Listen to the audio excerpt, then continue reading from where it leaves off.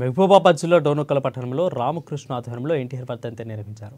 ఈ కార్యక్రమంలో ఎన్టీఆర్ అభిమానులు పాల్గొని ఎన్టీఆర్ విగ్రహానికి పూలమాలలు వేసి నివాళులర్పించారు. విశ్వవిఖ్యాత నట సార్వభౌమ ప్రజల ఆరాధ్య నటుడు ఎన్టీఆర్ అని ఆయన అభిమానులు అన్నారు. ఇక పట్టేలో పట్వారీ వ్యవస్థను రద్దు చేసి గ్రామాలను మండలాలు ఏర్పాటు చేసిన అన్ని రంగాల కులాలకు కూడా రాజకీయంగా ఎదిగే విధంగా కృషి చేస్తారని తెలిపారు. ₹2 కిలో బియ్యం, పాఠశాలలో విద్యార్థులకు మధ్యాహ్నం భోజనం, అనేక సంక్షేమ పథకాలు ప్రవేశపెట్టారని గుర్తు చేశారు.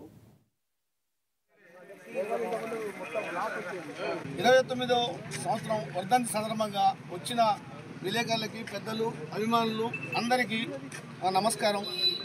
మహానుభావుడు, యుగ పురుషుడు, అన్ని వర్గాలు, అన్ని కులాలని ఇలా రాజకీయాల్లో దింపి గుర్తింపు తెచ్చి తుంటలేని చూపించిన మన ఎన్టీ రామారావు గారికి రాజకీయంగా ఎస్సీ, ఎస్టీ, బీసీ కులాలు రాజకీయంగా ముందుకు వచ్చినాయి అంటే ఒక నందమూరి తారక రామారావు గారు చేపట్టి ఆ చైతన్యం తీసుకురాబట్టి వాళ్ళ చదువుకునే పిల్లల కాడి నుంచి మామూలు ఉద్యోగం చేసుకునే వాళ్ళని కూడా తీసుకొచ్చి ఎమ్మెల్యేలను, ఎంపీలను చేసి ఇవాళ వాళ్ళందరికీ కుటుంబాలను నిలబెట్టి చరిత్ర ఎన్టీఆర్ది. తెలంగాణలో పటేల్ పటవారీ వ్యవస్థను రద్దు చేసి ఇవాళ మండల వ్యవస్థను తీసుకురావడం వల్ల ఎంతోమంది నాయకులు వాళ్ళ ముందుకు వచ్చి చాలా వాళ్ళ జీవితాలు బాగుపడ్డాయి, రాజకీయంగా బాగుపడ్డారు, జనానికి ఎంతో మేలు చేయగలిగారు. మారుమూల గ్రామాలకి కరెంట్ ఇవ్వడం కానీ, ₹2 కిలో బియ్యం ఇవ్వడం కానీ, ఆడపిల్లలకు ఆస్తిలో సమాన వాటా కల్పించడం కానీ, వీటన్నిటి ద్వారా ఆయన చిరస్థాయిగా ప్రజల్లో నిలిచిపోతాడు. నిలదీసి అడిగే హక్కు కల్పించిన ఘనత మన ఎన్టీఆర్ గారి. అందరి సమాన హక్కు కల్పించింది.